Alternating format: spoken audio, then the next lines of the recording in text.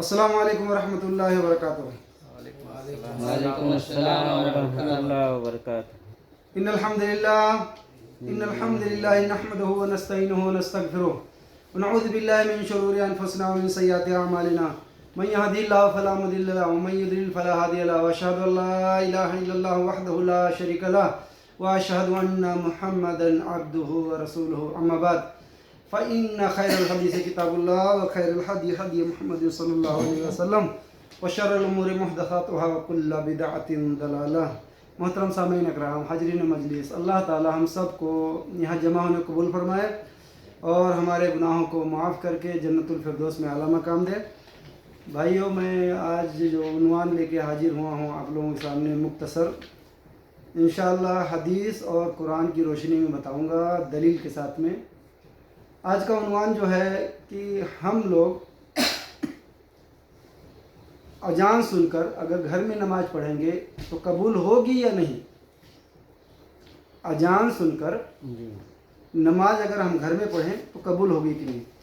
تو اس کے متعلق میں انشاءاللہ حدیث اور قرآن کی روشنی میں آپ لوگوں کے سامنے پیش کروں گا، اور دھیان دیں گے بھائیوں تو سمجھ میں آئے گا۔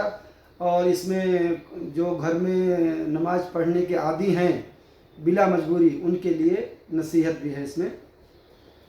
تو پہلی حدیث ہے یہ کہ ابن ماجہ کی 793، من سمیع النداء، من سمیع النداء، ندا یعنی اذان، من سمیع النداء فلم یاتی فلا صلاۃ لہ الا من عذر، ٹھیک ہے؟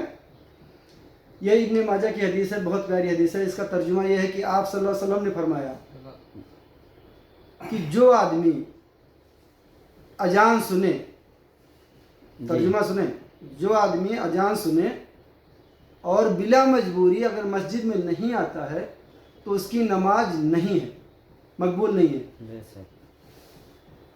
من سمیع النداء فلم یاتی فلا صلاۃ لہ، یعنی نماز نہیں، الا من عذر، الا کی مجبوری۔ اب مجبوری جیسے بیمار ہے، بوڑھا ہے، یا کیچڑ ہے، یا خوف کا ڈر ہے، کئی مجبوریاں ہو سکتی ہیں، لیکن ریئل مجبوری ہونا چاہیے، ٹھیک ہے؟ تو اس طرح اگر کوئی مجبور ہے تو اذان سن کر روم میں نماز پڑھ سکتا ہے۔ فرض، یہ نماز فرض کی بات ہو رہی ہے۔ سنت اور نفل کا پڑھنا کدھر افضل ہے کسی کو معلوم؟ سنت اور نوافل کا پڑھنا گھر میں زیادہ بہتر ہے، اور فرض نماز کا پڑھنا مسجد میں فرض ہے۔ مسجد میں پڑھنا تو اذان جو سن کر مسجد میں آ کے فرض نماز ادا نہ کرے، اس کی نماز مقبول نہیں ہے بلا مجبوری، مجبوری میں ہو جائے گی، ٹھیک ہے؟ یہ حدیث ہم نے سن لیا۔ آئیے دوسری حدیث دیکھیں گے، یہ بھی بخاری مسلم کی بہت پیاری حدیث ہے۔ بخاری کی حدیث ہے 2420 میں، اور مسلم میں بھی ہے۔ عن ابی ہریرہ رضی اللہ عنہ نبی صلی اللہ علیہ وسلم قال لقد حممت ان آمر بالصلاة فتقام ثم اخالف على منازل قوم الله يشهدون الصلاة فاحرق عليهم۔ آپ صلی اللہ علیہ وسلم نے فرمایا کہ میرا ارادہ کرتا ہے کہ میں کسی کو، یعنی نماز کے وقت، اور دیکھیے ارادہ، دیکھیے آپ صلی اللہ علیہ وسلم کا ارادہ، آپ صلی اللہ علیہ وسلم کہتے ہیں میرا ارادہ یہ کرتا ہے کہ میں کسی کو نماز پڑھانے کا حکم دوں، امامت کرانے کا حکم دوں، اور میں لکڑیاں لے جا کے ان کو جو نماز گھر میں پڑھتے ہیں ان کے گھروں کے ساتھ جلا دوں۔ تو یہ گھروں کے ساتھ جلا دوں، یہ معمولی گناہ ہے، جبکہ گھر میں وہ نماز پڑھ رہا ہے۔ بھائی اذان سن کے گھر میں نماز پڑھ رہا ہو، لیکن آپ صلی اللہ علیہ وسلم کیا کہہ رہے ہیں کہ میرا ارادہ یہ کہہ رہا ہے کہ میں کسی کو امامت جماعت سے نماز پڑھانے کا حکم دوں، اور میں نکل جاؤں لکڑیاں لے کے، کہاں؟ ان کے گھروں کی طرف جو گھر میں نماز پڑھتے ہیں ان کو، اور گھر کو ساتھ میں ان کے گھر کو جلا دوں۔ دوسری حدیث میں اس کا خلاصہ یہ ہے، وہ دلیل میرے پاس ہے نہیں، کہ عورت اور بچے گھر میں ہوتے ہیں، اس لیے آپ صلی اللہ علیہ وسلم نے ترک کیا، کیونکہ بچوں پہ نماز فرض نہیں ہے، اور عورتوں کو مسجد میں آ سکتی ہیں لیکن آ کے پڑھنا فرض نہیں ہے، وہ گھر میں ان کی ہو جائے گی، عورتیں گھر میں مسجد میں آ سکتی ہیں، ٹھیک ہے؟ لیکن ان پہ یہاں آنا فرض نہیں ہے، لیکن مردوں کے لیے آنا فرض ہے۔ تو اس کا یہ دیکھیں کہ کتنا بڑا گناہ ہے کہ آپ صلی اللہ علیہ وسلم ارادہ کر رہے ہیں एक नमाजी को जलाने के लिए, वो भी बिना मजबूरी घर में नमाज पढ़ता है इसलिए। तो हम घर में पढ़ने के आदी ना बने। आइए एक वाक़या और सुनेंगे, कुरान की है, सूरह बकरा आयत नंबर 43 जो है, औज़ु बिल्लाहि मिनश शैतानिर रजीम, बिस्मिल्लाहिर रहमानिर रहीम, वाक़िमुस्सलाता वातुज़ ज़काता वरकऊ मअर राकिईन, वाक़िमुस्सलाता वातुज़ ज़काता वरकऊ मअर राकिईन। तो इसका तर्जुमा ये है, यानी आप जब कुरान खोलेंगे सूरह बकरा आयत नंबर 43 जो है, तो आपको डायरेक्ट यही तर्जुमा मिलेगा, नमाज को कायम करो और ज़कात को अदा करो, ठीक है।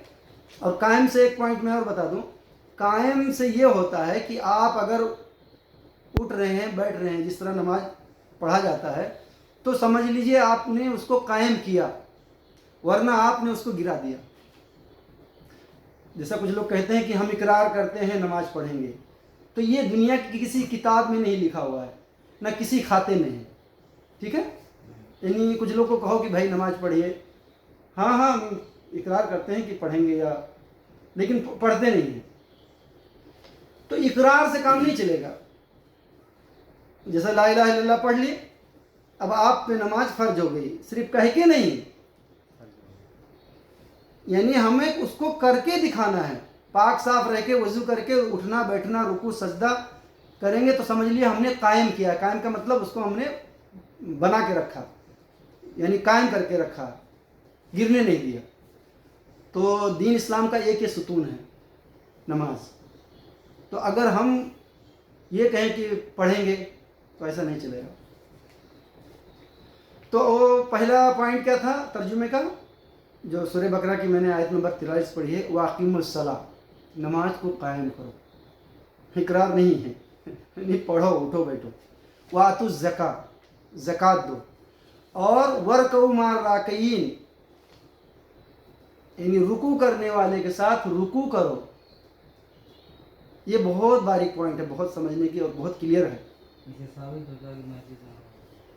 अल्लाह ताला ने एक तरफ तो कह दिया वाक़िमुस्सला वातुज़ ज़का, अब ये वरकऊ मअर राकिईन जो पॉइंट है, आखिरी पॉइंट है कि रुकू का, इसका तर्जुमा है रुकू करने वाले के साथ रुकू करो। तो ये लाने की क्या ज़रूरत है, ये लाने की क्या ज़रूरत है? इस आयत में ये इशारा मिल रहा है कि जमात से नमाज पढ़ना है, यानी रुकू करने वाले के साथ करो। ये नहीं कहा गया है कि रुकू करो या सजदा करो, नहीं, वो तो अलग एक मसला है। इसमें कहा गया है कि रुकू करने वाले, तो करने वाले कहाँ मिलते हैं, कौन बताएगा? हाँ, रुकू करने वाले, उनके साथ हमें रुकू करना है। तो ये क्या हो गया, नेचुरल, कि जमात से नमाज पढ़ने पे ये आयत इशारा कर रही है और कह रही है। और पीछे जो मैंने हदीस की दलील दी वो भी है, यानी हम अजान सुने और हट्टे खट्टे हैं, कुछ ठीक हैं और नमाज घर में पढ़ने, तो ऐसा नहीं। पहली हदीस क्या थी, नहीं होगी नमाज, तो हमें घर में पढ़ने की आदी नहीं बनना चाहिए। तो आपने सुन लिया कुरान और हदीस की दलील। आइए एक सहाबी का वाक़या सुनते हैं। एक सहाबी उम्मे मक्तूम रज़ियल्लाहु अन्हु, ये बड़े नामी सहाबी हैं और ये नाबीना थे। ये आप सल्लल्लाहु अलैहि वसल्लम की खिदमत में आते हैं। नाबीना यानी आँख से नहीं दिखता था। तो आप सल्लल्लाहु अलैहि वसल्लम के पास आए, बूढ़े भी हो गए हैं। तो ये हदीस जो है ये निसाई की है, 852 में मिलेगी। और ये जो मैंने दलील दी है आप लोगों को अभी जो सब, ये आप दुनिया में कहीं भी जाएंगे आपको यही चीज़ मिलेगा। और मैं जो नंबर डालता हूँ या नंबर बताता हूँ वो पूरी दुनिया का इंटरनेशनल नंबर है, कहीं भी आपको मिल जाएगा, खाली मेरे पास नहीं है ये चीज़। तो ये सहाबी बूढ़े हैं, नाबीना हैं, और इनको कोई ले जाने वाला भी नहीं है। तो ये आए हैं आप सल्लल्लाहु अलैहि वसल्लम के पास कि ऐ अल्लाह के रसूल सल्लल्लाहु अलैहि वसल्लम, मैं नाबीना हूँ, बूढ़ा हूँ, और मदीने की गलियाँ में सांप, मतलब जहरीले जानवर भी हैं, तो मुझे रुखसत दीजिए कि मैं घर में नमाज पढ़ लूँ। تو آپ صلی اللہ علیہ وسلم نے کہا کیا تم اذان سنتے ہو؟ آپ صلی اللہ علیہ وسلم نے کہا کہ کیا تم اذان سنتے ہو؟ تو صحابی نے کہا بھائی جھوٹ تو ان کے مطلب ارد گرد نہیں رہتی تھی، اللہ کوئی مصلحت ہو، اللہ علم۔ بہرحال تو یہ کہنے لگے کہ ہاں میں اے اللہ کے رسول صلی اللہ علیہ وسلم ہم مطلب اذان سنتے ہیں۔ تو آپ صلی اللہ علیہ وسلم نے کہا کہ اب آپ کے لیے کوئی رخصتی نہیں ہے، آپ کے لیے کوئی رخصتی نہیں ہے، یعنی آپ گھر پہ نماز نہیں پڑھ سکتے۔ تو یہ کیا ہے، ایک تو بوڑھے تھے، پھر آنکھوں سے دکھتا نہیں تھا، پھر اس ٹائم کے روڈ مطلب سڑکیں اس طرح نہیں ہوتی تھی، اونچی نیچی بھی ہوتی تھی، اور دیہاتی معاملہ بھی رہتا تھا، اب کہ ایسا نہیں ہے۔ لیکن ان کو رخصتی نہیں ملی، کیوں کہ اذان سنتے تھے۔ ایک پوائنٹ بھول جاؤں گا، میں بتا دوں، ضروری ہے۔ کوئی اب سوال کر سکتا ہے کہ اذان کی آواز تو 5 کلومیٹر دور سے، 2 کلومیٹر دور سے، 3 کلومیٹر دور سے بھی آتی ہے، تو کیا اب ہمارے ارد گرد مسجد نہیں ہے تو کیا اتنی دور جائیں؟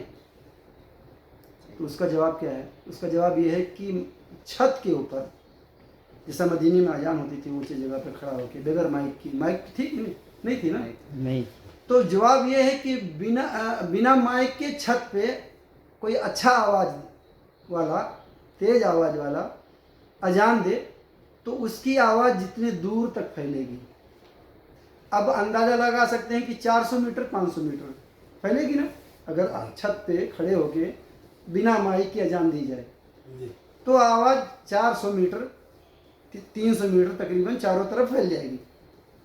تو اتنی دور والوں کی نماز نہیں ہوگی۔ 500 میٹر پکڑ لو، کوئی آواز اور تیز ہے تو 600 میٹر پکڑ لو، جتنی دور جائے، جانے والے کی تو بہت دور دور جاتی ہے، تو جتنی دور یہ آواز جائے اتنے لوگوں کی نماز نہیں ہوگی۔ اب یہ نہیں کہ اب 4 کلومیٹر دور سے آ رہی تو اب حدیث کے مطابق چلو وہیں، نہیں تو نہیں ہوگی، نہیں، ایسا نہیں۔ تو اذان سن کر مسجد میں آنا ضروری ہے، ٹھیک ہے۔ تو ان صحابی کے پاس کتنے اجر تھے؟ بوڑھے ہیں اور نابینا ہیں، سانپ گوجر ہیں، کوئی لے جانے والا نہیں ہے، تو اب رخصتی نہیں ملی کیونکہ اذان سنتے تھے، ان کو جانا ہے مسجد۔ آئیے ایک حدیث اور سنیں گے، ابن ماجہ کی ہے۔ آپ صلی اللہ علیہ وسلم نے، رسول اللہ صلی اللہ علیہ وسلم نے فرمایا، آدمی کا جماعت کی نماز تنہا پڑھی ہوئی نماز پر 24 یا 25 درجہ فضیلت رکھتی ہے۔ یہ ابن ماجہ کی حدیث ہے، 790 نمبر، ٹھیک ہے، حدیث نمبر 790 ہے کہ آپ صلی اللہ علیہ وسلم نے کہا کہ تنہا نماز پڑھنے سے، جماعت سے نماز پڑھنے کا، جو ابھی ہم لوگ نے پڑھا یہ جماعت ہو گئی، تو تنہا پڑھنے سے جماعت کی نماز میں جو ثواب ہے یعنی 24 یا 25، اور بھی حدیثیں ہیں، میں بھی اس کو پڑھا نہیں، سنا ہوں کہ 27 گنا ہے۔ بہرحال اس حدیث میں جو ہے 24 یا 25 درجے زیادہ ثواب ملتا ہے، تو ہم کوشش کریں۔ ایک آخری حدیث سن لیتے ہیں انشاءاللہ ہم لوگ۔ نبی اکرم صلی اللہ علیہ وسلم، یعنی صحابی کہتے ہیں کہ نبی اکرم صلی اللہ علیہ وسلم کو ممبر پر فرماتے ہوئے سنا، لوگ نماز با جماعت چھوڑنے سے ضرور باز آ جائیں، ورنہ اللہ تعالیٰ ان کے دلوں پر مہر لگا دے گا، پھر ان کا شمار غافلوں میں ہونے لگے گا۔ بھائیو یہ حدیث جو ہے ابن ماجہ کی ہے 794 میں۔ تو کتنی بڑی دھمکی دی جا رہی ہے کہ لوگ نماز بعد جماعت چھوڑنے سے ضرور باز آ جائیں، ورنہ اللہ تعالیٰ دلوں پہ مہر لگا دے گا، پھر ان کا شمار غافلوں میں ہوگا۔ اللہ تعالیٰ ہم سب کے ساتھ آسانی کرے۔ بھائیو یہ جو میں نے ابھی حدیث اور قرآن کی روشنی میں اتنی جو دلیلیں دیا ہیں، تو اس سے اونچی اگر کسی کے پاس دلیل ہے تو وہ اپنا عمل کر لے اور میری بھی اصلاح کر دے۔